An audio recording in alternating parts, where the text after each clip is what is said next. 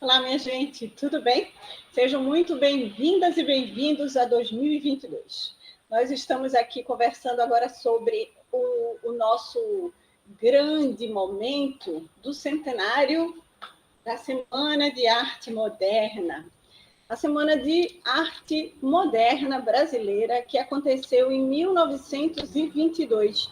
Então, um conceito muito importante para as artes brasileiras é o da ideia de deglutição da própria origem, da própria matéria-prima, da própria natureza, da própria essência para a criação de uma arte.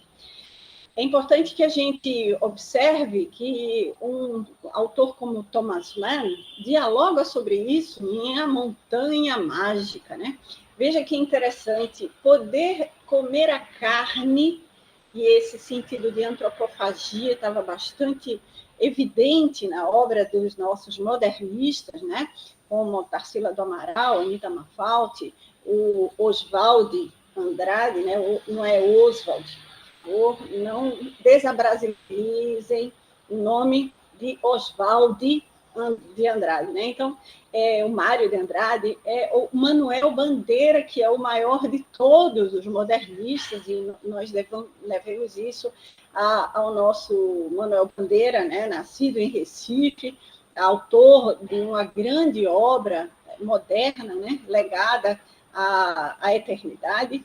Então, neste ano do centenário da Semana de Arte Moderna, nós vamos conversar muito sobre tanto o conceito da transformação do mundo a partir da modernidade no sentido do mundo moderno, mas no sentido da criação de uma estética que a gente conhece a partir da semana de 24, que é conhecida como estética modernista.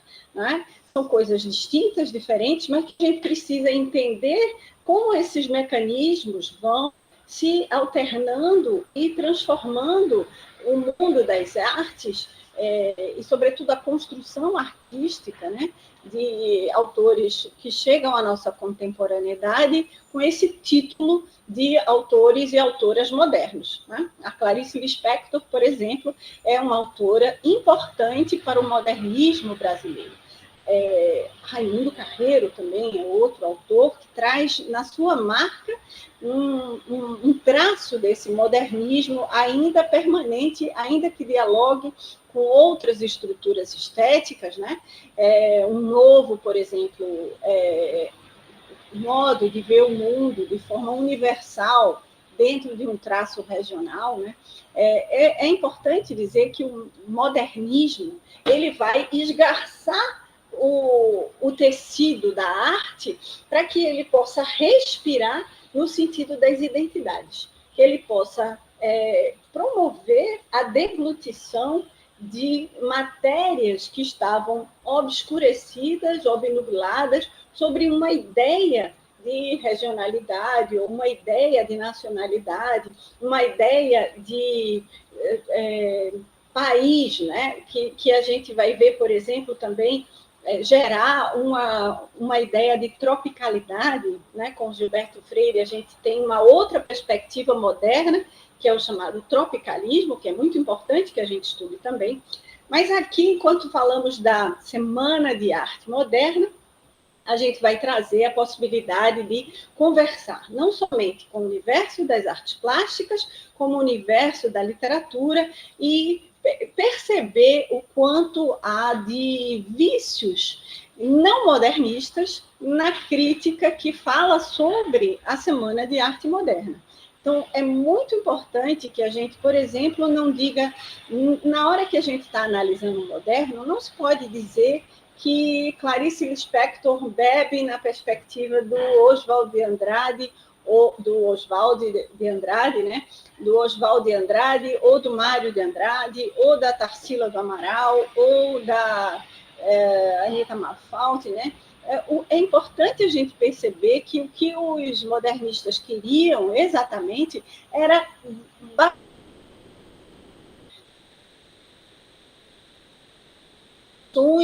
imbricações que se dava a obra de arte, né? Eles, como artistas, buscam um conceito essencial que é o da liberdade. E a emulação era uma das coisas que os modernistas mais odiavam, mais detestavam, mais rechaçavam, inclusive a sacrificar determinadas construções artísticas, né, de determinados artistas que sofreram por causa do vício da emulação, né, do lugar onde a autodeglutição não estava tão presente e que esse diálogo entre o novo artista e as suas inspirações, digamos assim, se colocavam de forma muito predominante. Então, isso, essencialmente, os modernistas aboliram no sentido de trazer uma construção mais porosa, mais aberta, mais esgarçada do tecido da crítica literária, daquilo que se fazia antes da Semana de Arte Moderna. Então, é um marco importante para as artes brasileiras, sobretudo nesse sentido de dizer, vamos diminuir o grau de hierarquias, né? De leituras simplificadas demais, reducionistas demais. Vamos tentar alcançar um lugar laboral de encontrar nessa autodeglutição, nessa identidade própria, um outro lugar para as artes brasileiras. Então, uma força enorme que os modernistas fizeram para empreender esses lugares novos, né? De uma imanência, de uma autodeglutição, né? De uma materialidade em si mesma, fazendo espocar o brilho de alguns modernistas, como a gente, e de algumas, sobretudo, algumas modernistas, né? Nesse lugar da arte vista, visível em todo o planeta. Então, esse é o primeiro recado sobre a semana de 22 que eu acho importante deixar aqui.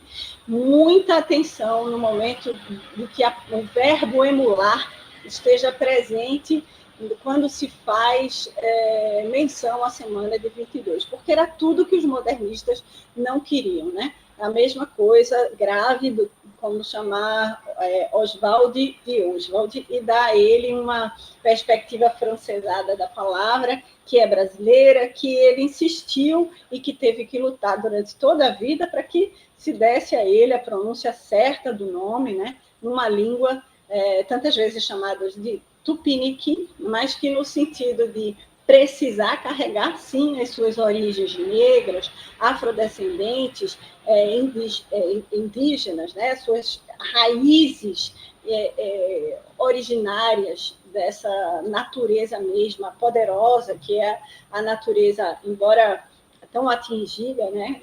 Mas que é da natureza do território brasileiro e que busca essa autonomia, essa independência em relação a todas as outras vozes que calaram e abafaram as possibilidades de múltiplas vozes das artes brasileiras.